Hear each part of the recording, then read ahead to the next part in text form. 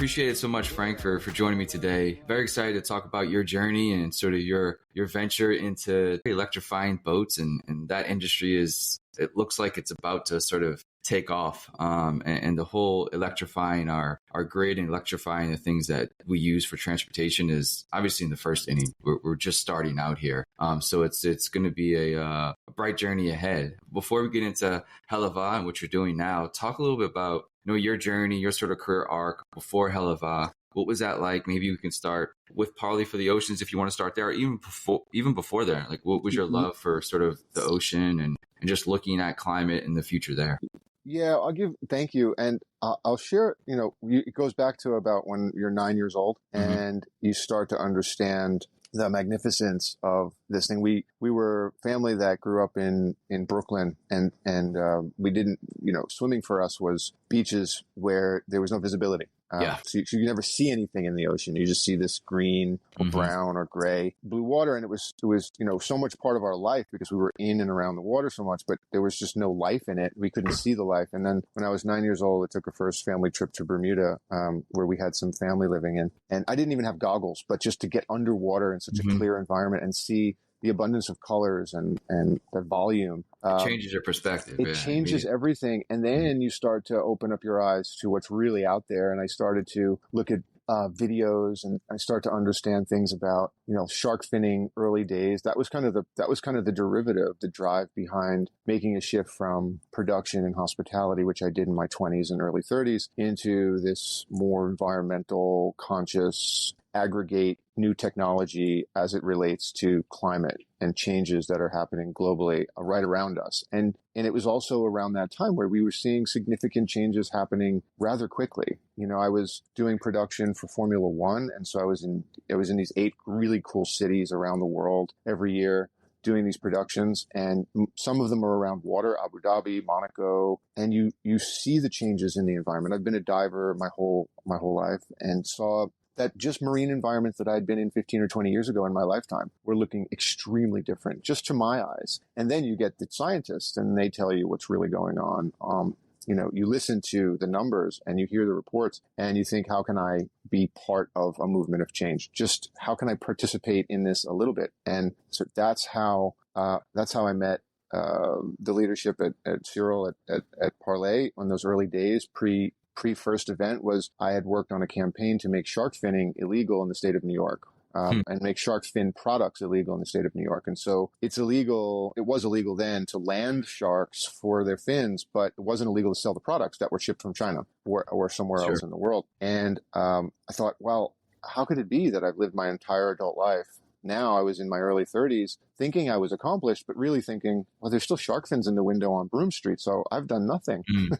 Right? We haven't accomplished anything. We're standing still. And all this talk of sustainability is not accurate. If we can stand on the streets of New York City and buy a product that is harvested in such a cruel and intentional way, then we haven't done anything. And so that was going to be my one contribution. And I started there, got traction, got it turned into law through a lobbying effort.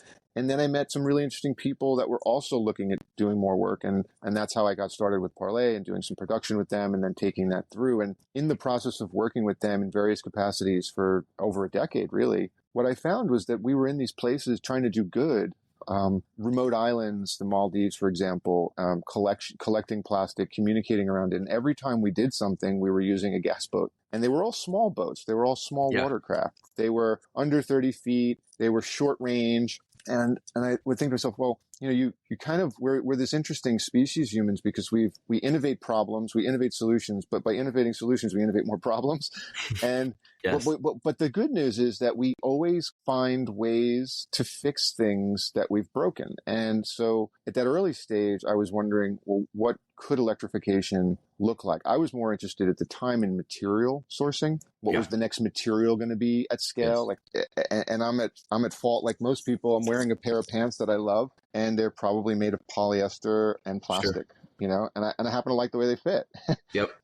So it's part of the supply stream, and it's part of what we get, and it's hard. So we think about, what are those solutions? What are those biotechnologies going to look like in the future? But at the same time, I became consumed with, I'm on boats for recreation. I'm on boats for work. I'm on boats when I'm a diver. I'm on boats with my family when I get some time down. Wow. Yeah. And every single time I'm doing that, I'm contributing to this larger problem that I'm apparently part of the solution, and it doesn't make sense. And so we took an analysis and we started just more of a speculative concept of just going, what could this really look like? What's out Yeah. there? What are the metrics? I'm not an engineer by trade, so I had to hire some really good engineers early days and work with those teams and understand how does propulsion over water work. And you said something at the top of the call, which is electrifying boating. Boating's been electric.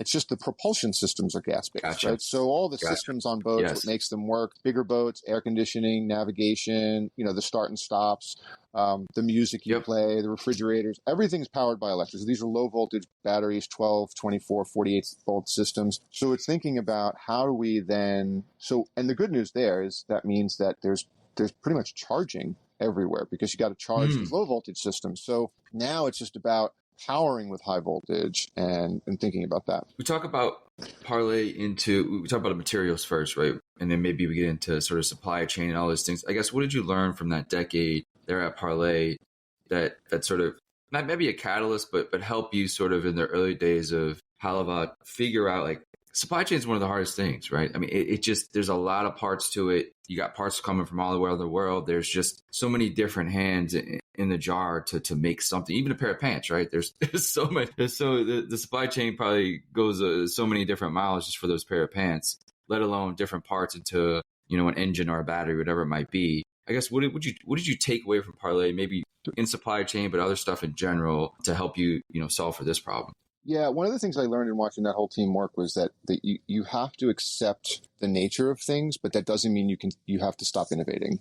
In a sense, you have to understand that there are only so many supply chain shifts that can happen and that can happen so quickly. However, it doesn't mean you stop trying. It doesn't mean you stop innovating. It doesn't mean you stop scaling, even if it's slower than you originally thought. And I give an example. I believe, and I might be wrong, but I've heard this story told, and so I'll repeat it.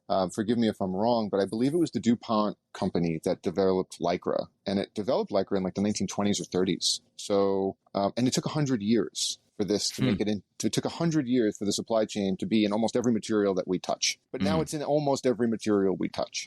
And so the idea is that supply chains can scale, but they also can scale very slowly. Yes. Right? There was no no uptick in Lycra in the 50s and 60s and 70s. It started to creep in the 80s and then the 90s, and then it becomes pervasive. And as supply chains grow, so it shows you that the work you do today can have a significant impact. Not that Lycra has any impact on our lives other than making pants a little bit more comfortable, but the idea that if you change part of the supply chain or you develop some new technology, it may take generations to integrate. But that doesn't mean it's not going to have a positive outcome in 50 or 100 years. Because at that point, when it is scaled, the numbers are exponentially helpful towards our environment and as our human community. When we talk about, starting something, right? It's a big sort of leap emotionally, financially. There's time you're going to dedicate a while usually, right? If you start a company, usually you're saying, okay, look, I'm going to dedicate, a decade of my life to this, hopefully, right? Even more so, if it really takes off. But in those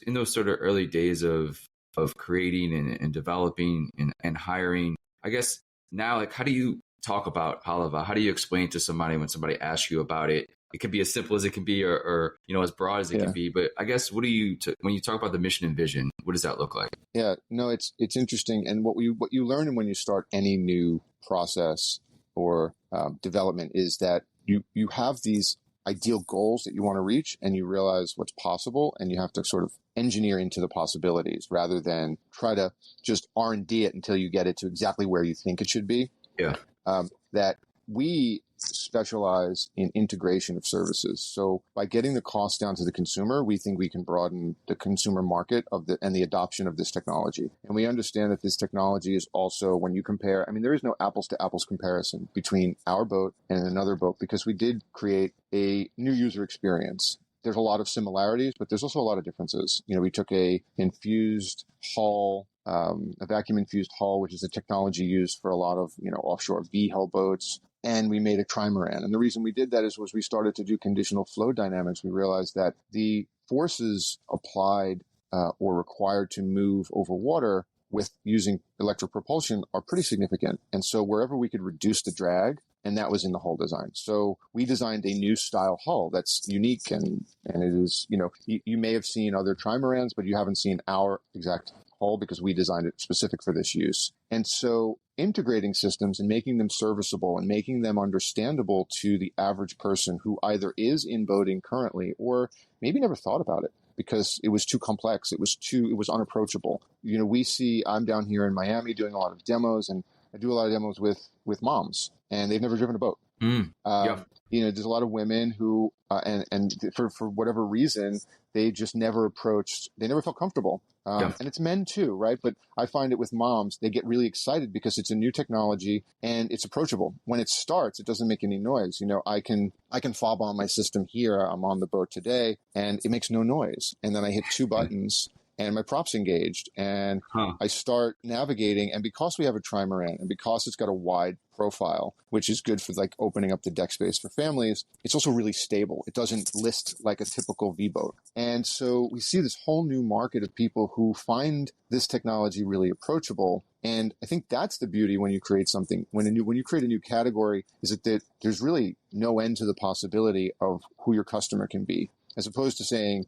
we're going after this specific customer on this specific date and we're going to this specific trade show. Say, well, maybe this is, I have friends, for example, in the car business or in the car space, they would say, I never owned a car. I never thought of owning a car. I lived in the city. I didn't need a car to public transportation. Right. And then like 3 years ago, all these people who never had cars all of a sudden started driving Teslas, and they go, oh, well, yeah, but it's so easy and it charges. And and again, there's always problems and complications with new technology. But the idea is that there's a lot of people out in the world who, boating's a very small segment. You have to be close to water. You have to have a budget to buy these things. It's discretionary, secondary. It's a fun thing unless you're a fisherman or something. But there's a lot of people who don't see it as approachable, even at the lower price points, because they just are intimidated by it. Things break. They're mechanical. They smoke.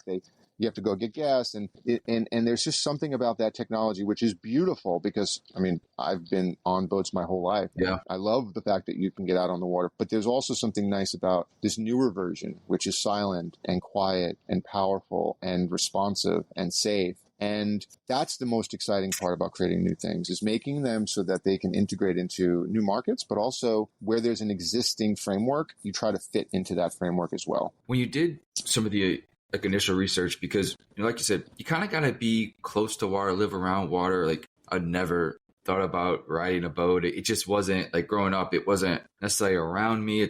I'm probably in a majority of people that if you don't grow up around it, you're not gonna, just like growing up in a city. If you don't need a car, you're not really gonna drive. And it's probably very similar with boats. So that segment is small. But I also grew up in South Louisiana, where personally, maybe you don't have boats, but there's an entire massive business sector that uses boats for fishing, for tourism. There's this massive sort of market on the B2B side. So in doing research, what did you look at sort of, okay, we're going to be sort of a B2C company first and foremost. We'll play in the B2B area. Is maybe a B2B the first step and then B2C? Like, I guess, how did you look at? Yeah, no, it's interesting. So one thing to note is that it's not a tremendous market, right? There's about 150,000 new units sold per year under 30 feet, under $250,000.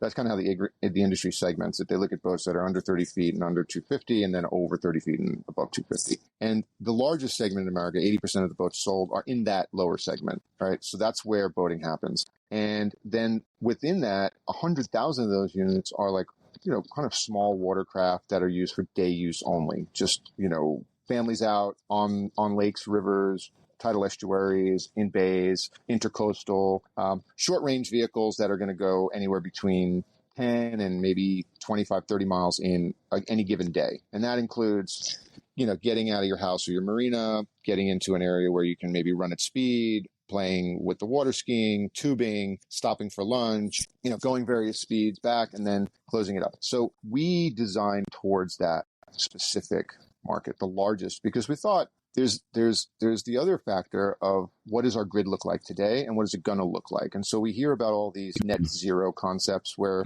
countries, institutions, organizations are looking at how do we get our renewable energy power up over the next 10, 20, 30 years, working towards the original goals of COP21.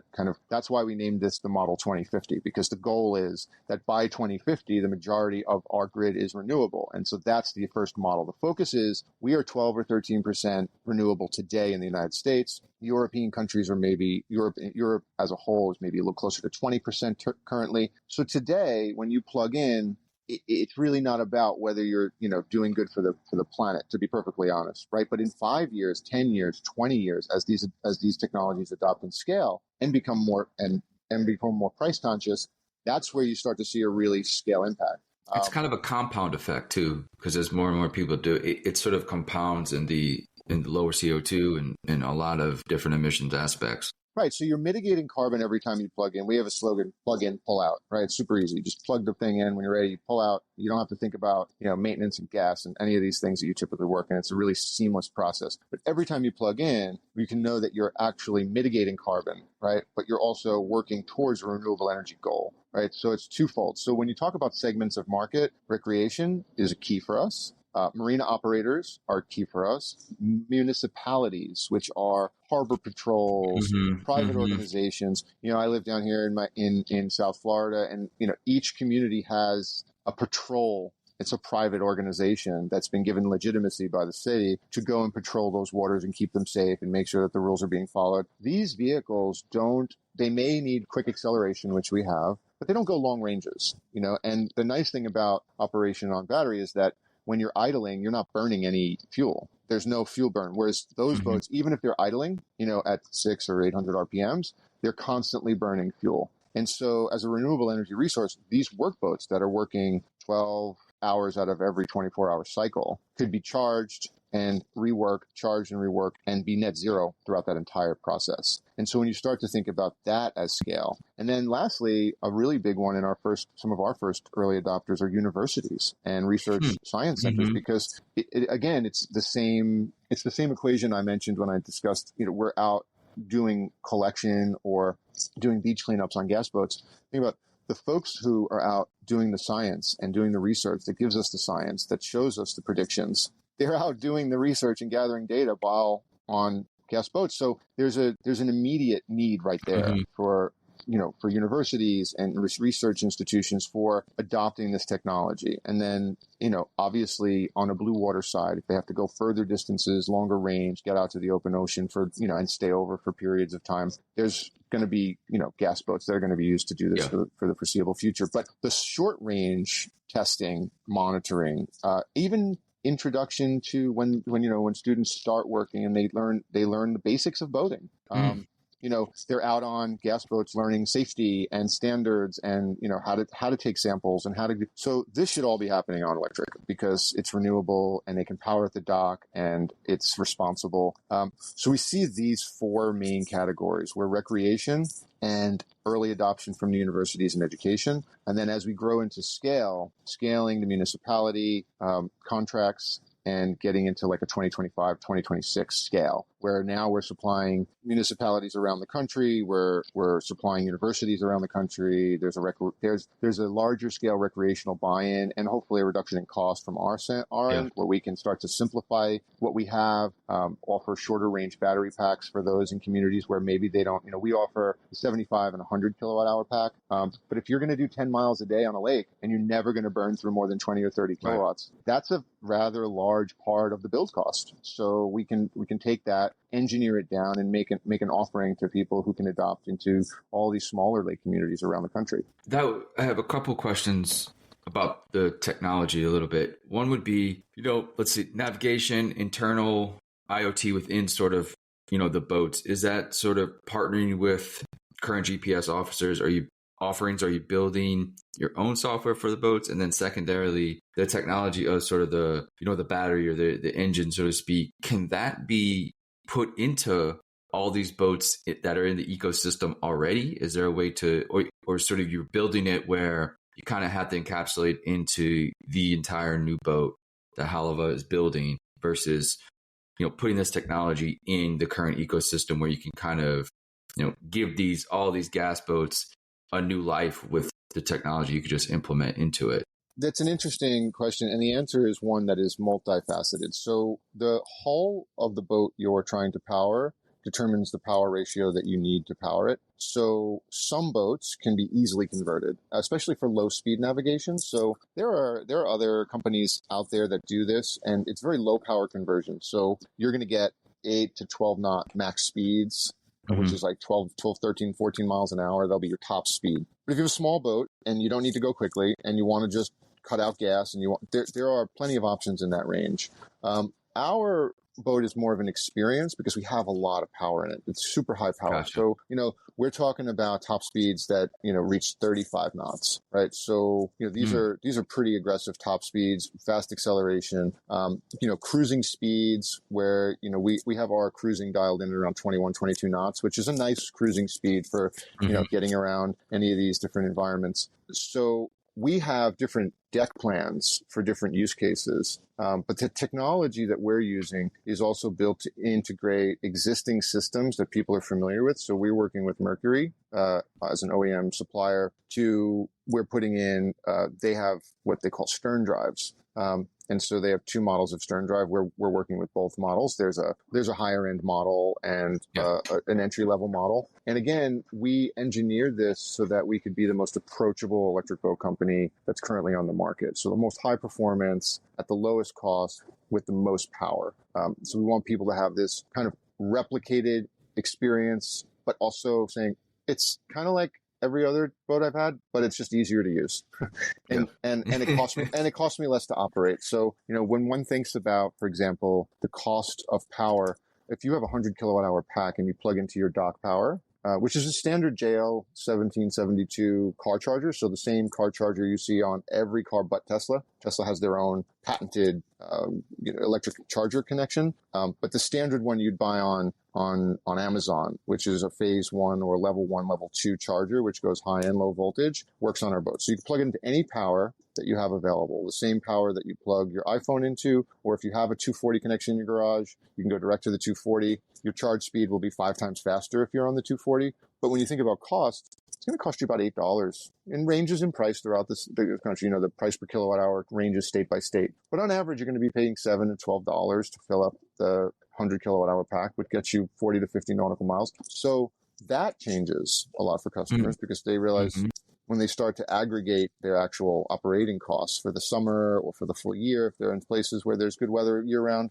there's a significant impact there. A couple more questions here we'll end on. One would be just the hurdles you face right now, as a team, as a company growing and scaling, trying to develop technology, trying to, ship out actual, physical things in boats. What are some of the hurdles you face right now? There's supply chain challenges around the world. There's supply chain challenges everywhere you look, at every level, right? So when you're dealing with composite materials, when you're dealing with resins, when you're dealing with labor, even, in this country, there's shortages in some places and surpluses in others, and the skill level doesn't match the labor requirement you need. And so you have to think about where's the best place to manufacture. There's challenges throughout the supply chain when it comes to just general materials. So you asked me earlier about, and I think I missed answering on the UI experience. There's two channels, right?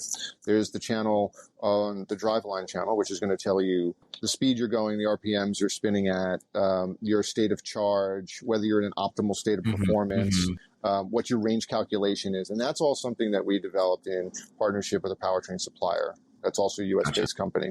On the other side, you have navigation and boats controls. So you have your fusion technology. We're working with Simrad and Navico on a partnership at scale to integrate all of their boat control systems. And this is your control of your bilge pumps and your control of your lighting systems, your audio, all the low voltage harnessing, all low voltage controls, freshwater pumps, add-ons, heads, anything you want to add goes onto that block. And that is all standard boat language. So that is just plug and play. You build the system as large as you want it to be. You can keep it simple if you want it to keep it simple. And so that's all separate. Now, over the next few years, we'll integrate those two sides where we'll bring the high voltage powertrain communication, and we'll integrate it into the boat control system. That way you can have an interchangeability of screens where if you're not in operation, you don't need that. You don't need to waste that screen on one thing. The other thing that we did is we made a commitment to build these boats in America and use American labor force, and really committed to the majority of boats built and sold in America are built in America, and we wanted to keep that. We didn't want to see technology advance and then outsource things. So there's challenges in building things. It takes time, but it is possible to do it, and we're really proud to do it. And we're really proud to say that all of our partners that are supplying our major components are also American-based, American labor force. And so that's been something that we've committed to. And I quite frankly couldn't tell you whether if we had gone with, I definitely think manufacturing in Europe is far more difficult than the US. And the costs of developing technology in Europe are exceedingly high. And then China is China. And so we didn't want to be shipping boats all around the world. On the back of big, tankers just so we could, scale our boating company. So, the challenges we've found have been in just growing into where is the best place to build things, where's the best place to kind of structure teams, and working with the supply chain. A year and a half ago, there was a complete shutdown throughout the Midwest of supply chain for resins and materials. And so we had to wait for that. But we come out of the back of that slowdown, and you realize that you're now that much closer to your goal. Last question I have is just a little bit about the future, and I know it might be hard to think about that sometimes. But when you look at the next 3 to 5 years, what are some of the goals and successes you and the team would like to achieve? We're really kind of pumped around the future. We like I said at the top of the call, when you realize how humans can get us into a mess, it makes it even more fun to get us out. And, recreational boating or municipality survey or, institutional boating is not going to change the overall temperatures of the sea. But I think that at a large scale adoption, when you simplify technology and you make it easier and more approachable and cleaner and safer and less expensive, then there's a lot of people who take interest, because one of those things has to make you get excited, right? So if it's the fact that it's new technology, some people really into like just all new technology. They love the fact that things work new and different and they're using different materials. If you're into saving money because you're on a budget, and or you're just into saving money because, municipalities want to save money because it's taxpayer dollars. Universities want to save money because they want to be able to put more money into actual scientific programs. So when you think about it from that perspective, we're really excited about all these different lead-ins to onboarding new customers, right? So that's where it's really exciting. And the technology only gets better. The price per kilowatt hour goes down. The space claim density of power gets better almost every 5 years. So what we see happening is that every 4 or 5 years, there's a reduction in price, 10 or 20% per kilowatt hour. But there's also a double in capacity, which means that the same space claim and the same weight that I use for my 100 kilowatt hours today, in 5 years will be close to 200 kilowatt hours in that same space claim, which means now I've just doubled my range. So the technology is going to get bigger, and it's going to get better. And so that's really exciting, because we'll be able to go longer ranges and power bigger boats. And that's, so there are new models to go into development on. We're launching a split console and a center console now. And then we have a rework deck plan for, more of an institutional deck plan, which it's not as fancy, doesn't have as nice decking, it doesn't have all the little features and finishes, but it can be a workboat. And we're also looking at building boats this year out of aluminum for the municipalities and industrial use, because there's a desire in those communities to build with aluminum boats because they really get beat up. And so composites can get nicked and bruised, and they're not really made for industrial use. Amazing, Frank. Thank you so much for taking the time. Learned a ton. Always excited to learn about stuff, and it's just I see it's a space that's going to continue growing, and like you said, I mean, even getting people to just adopt electrified something in their lives, I think that introduction is always great, right? It's like we kind of love the idea that people are skeptical, and they should be, right? Because it's new technology. They're used to standards. People get familiar with something and it works, and they don't want to change. And we say, by all means, just come take a demo or check it out, or if you know someone that has one, just take a ride and let us know what you think, because in the end, we're a customer service customer. We're building this for an experience. We get very little time, depending on family type or to get on the water. we use the water. We saw it in COVID, right? That the people just flocked to the water. Boat sales rose like enormous amounts because people were like, you know what? When it does get tough in society, we want to try to get into nature. And so we want to let that be possible, right? We want to let people on the water for cheaper, for ease of operation. And so that's a really exciting thing. And, I really appreciate you taking the time to chat with me this morning. Best of luck to you and the team for next decade, couple of decades, man. Appreciate it. Thanks. We're in it for the long haul. So thanks again.